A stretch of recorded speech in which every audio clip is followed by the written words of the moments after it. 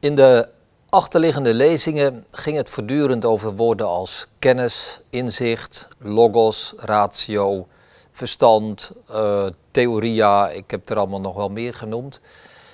Het kan bijna niet anders of de vraag komt bij je boven, ja maar zit er niet een keerzijde aan? Is er ook niet een gevaar om het alsmaar over deze begrippen te hebben? In één woord, maakt dit niet het christendom kwetsbaar voor rationalisme? Nou, dat is een goede vraag om dat te stellen. Is die nadruk op kennis, inzicht, verstand, logos nu een goede zaak of een slechte zaak? Geef je zo niet te veel aandacht aan het koude verstand? Wordt het mysterie, het geheim van het christelijke geloof zo niet naar de zijkant verdrongen? Moeten we eigenlijk wel enthousiast zijn over de gedachte dat het christendom iets weg heeft van Griekse filosofie?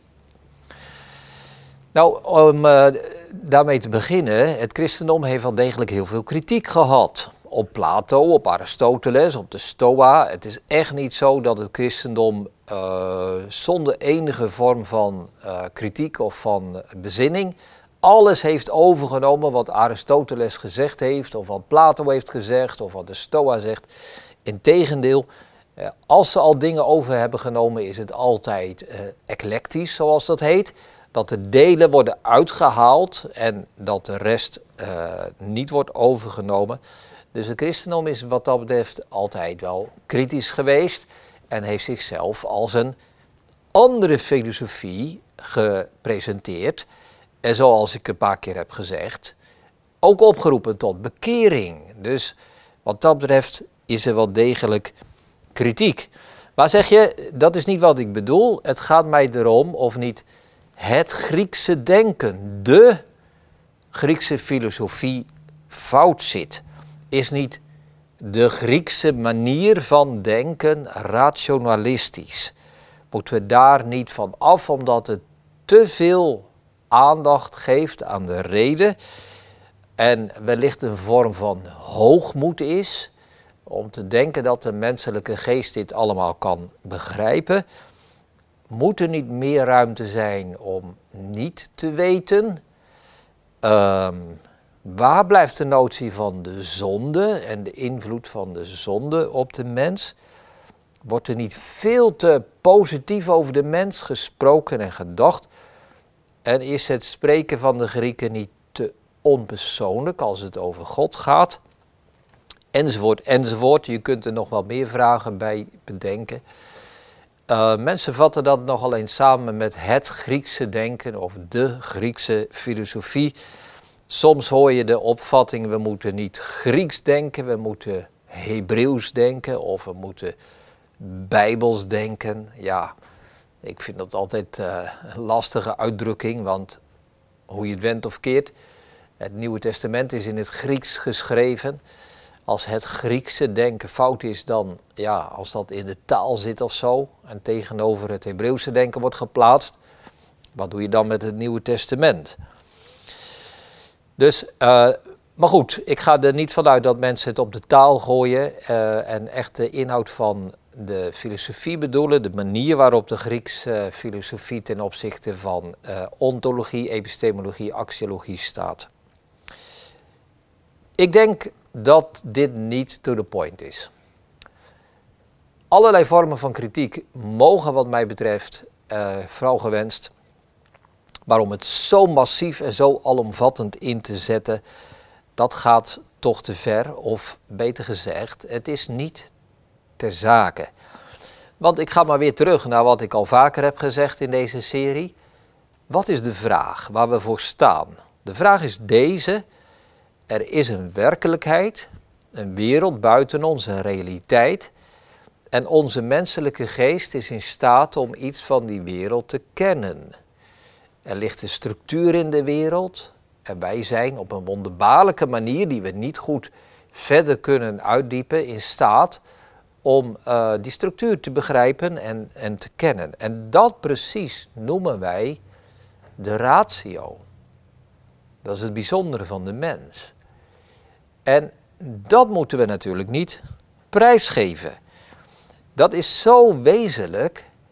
En of je dat een ratio noemt of er een ander woord voor kiest, dat maakt mij niet zoveel uit. Maar dit is wat ik bedoel. En dit is wat wij natuurlijk moeten vasthouden. Het christendom neemt dat over, de intelligibiliteit van de wereld, het belang van kennis waar wij mensen mee begiftigd zijn. Dus die volgorde van ontologie en epistemologie en axiologie, waar ik al zo vaak op gewezen heb, dat is wat mij betreft de kern van de Griekse filosofie.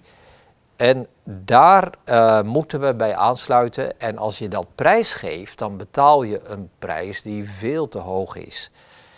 Want wat zou een alternatief zijn? Als we dit loslaten, dan moet je zeggen, ja, de wereld is maar een bonte verzameling.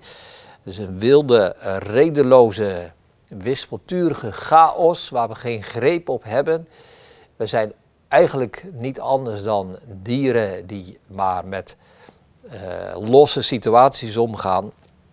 Dat is niet zo. Dat is een prijs die veel te hoog is als we die gedachte zouden toelaten. Of wij moeten zeggen, ik ga er zo meteen nog wel wat meer over zeggen, maar ik noem het vast. Of wij zeggen dat het een structuur is die alleen maar door ons denken is opgelegd. En dan zit je in het moderne denken. Nou, dat vind ik ook geen goede uitweg.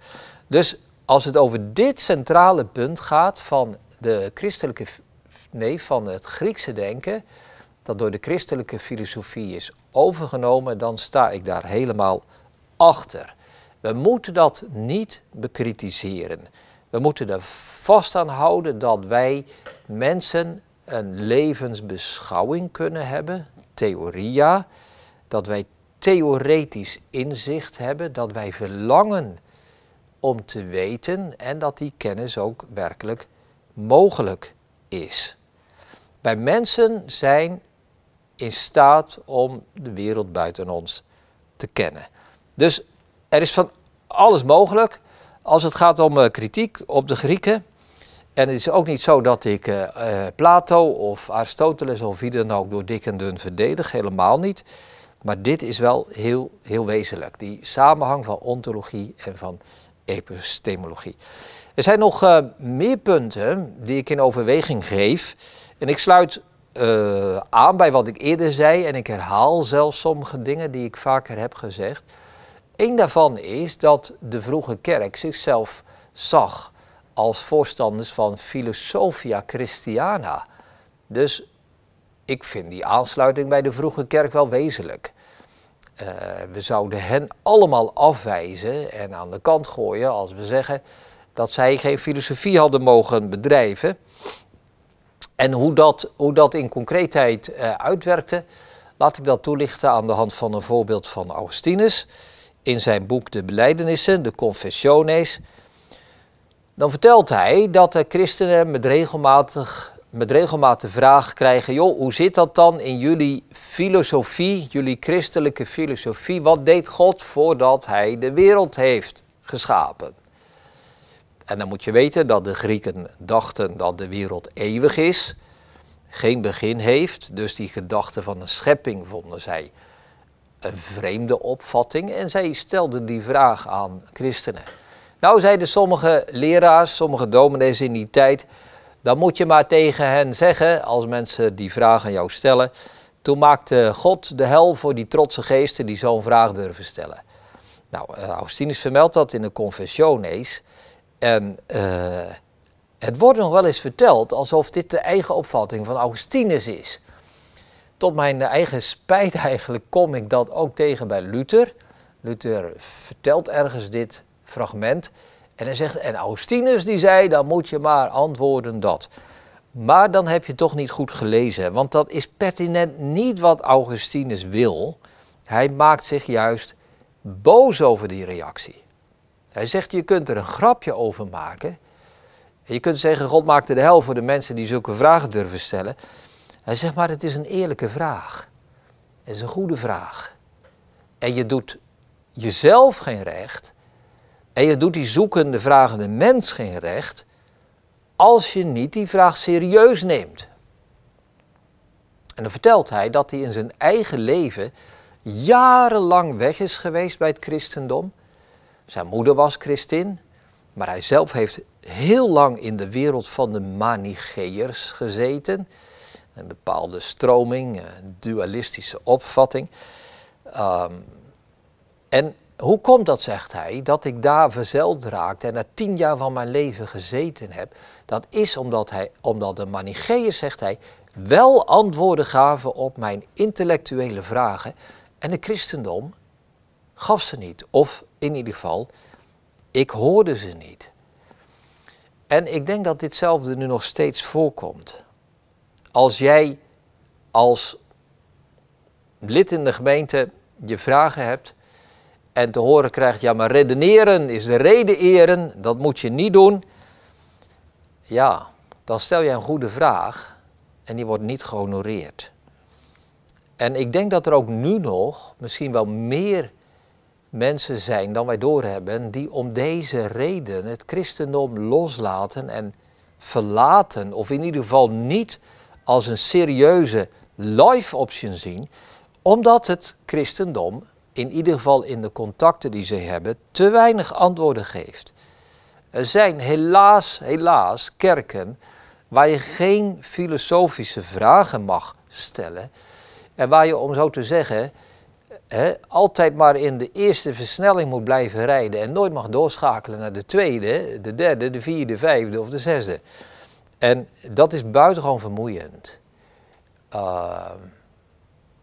Die angst voor rationalisme kan zo diep zitten dat we elke rol van de ratio gaan afwijzen. Waar zit dan wel dat gevaar van rationalisme? Ik zei het al even, ik denk dat dat niet in de klassieke visie zit van het Griekse denken, maar in die moderne versie. In de moderne opvatting ligt het anders. Daar komt de ratio eerst de epistemologie, eerst het menselijke denken, eerst wat wij vinden en hoe wij denken en onze structuur wordt dan opgelegd en opgedrongen aan de wereld en de werkelijkheid. En de ontologie wordt afhankelijk gemaakt van de epistemologie. Alles moet eerst door de bril van de menselijke ratio zijn gegaan en dan pas mag het bestaan, om het zo maar te zeggen. Dus dan gaat mijn verstand de beslissing nemen dat God, de wereld, de naaste, mijn lichaam, de ander, vooruit mogen bestaan. Ja, dat is een vorm van rationalisme waar ik uiteraard op tegen ben. Maar dat zit niet in dat Griekse denken, in dat klassieke, in dat premoderne, in het denken van de vroege kerken, van de middeleeuwen. In alles voor die moderne tijd die in de 17e eeuw pas start, is het denken van de mens bescheiden, ontvankelijk, receptief en dienend. Dus daar is dat gevaar van rationalisme wat mij betreft helemaal niet zo sterk aanwezig. Het verstand stelt zich dienend op ten opzichte van de werkelijkheid. De structuur die in de werkelijkheid zelf aanwezig is, wordt door het verstand nagezocht en opgezocht, maar niet opgelegd. Dus dat verwijt van rationalisme is, denk ik, gelukkig niet terecht. Ik ga er echt wel, zoals je merkt, nogal uitvoerig op in. Uitdrukkelijk, omdat het soms ook wel opduikt, omdat christenen een meningsverschil hebben, een discussie over een of ander punt, maakt niet uit waarover. En dan opeens dan komt de opmerking, ja, maar jij bent rationalistisch. Jij bent maar aan het argumenteren en aan het redeneren en zo. Ja, meestal is dan het moment aangebroken dat een van beide gesprekspartners merkt dat hij slechte argumenten heeft en aan het verliezen is. En dan ga je de ander maar rationalist noemen. Nou, dat is een gevaarlijke tactiek. Moeten we niet doen.